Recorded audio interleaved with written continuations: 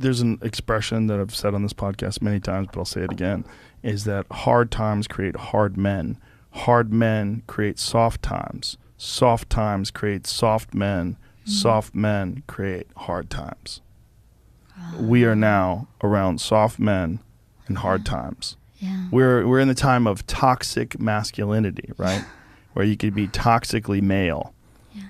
And then if you're suppressing masculinity, you're going to bring on hard times. It doesn't mean masculinity doesn't mean you're mean. Yeah. It doesn't mean you're angry. It means strength. Yes. It means discipline. It means the ability, like you need a military. And if you don't think you need a military, you need to go and pay attention to the rest of the world, because there's militaries all over the world that are doing horrific things. If you don't have a military in this country that can combat that and at least act as a deterrent to them doing things, you're going to get taken over. Yeah.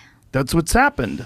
I mean, look what's happening to Hong Kong, right? I mean, this is a city that essentially doesn't have a military, and they were a British colony for a long time, and they gave it back over to China, and they were kind of acting like they were independent until recently. Yeah. And during the pandemic, they ramped it up, and it's gotten even worse. Yeah.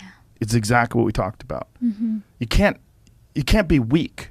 Yeah. And in this country, being weak is thought of as a virtue. Yeah. Jordan Peterson has a really interesting way of looking at this, and he said it to me once, and it made a lot of sense. He said, people think that you should be weak and you should be docile, and then you should be a pacifist. He goes, no, you should be a monster. He said you should be a monster, you should be ruthlessly ambitious, and then learn how to control it. And it's that old expression, it's better to be a warrior in a garden than a gardener in a war. Wow.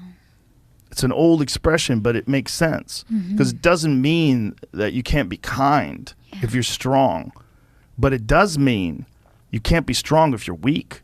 Yeah. If you're weak, you're fucked. And there's a lot of weak people in this country right now that are trying to take control.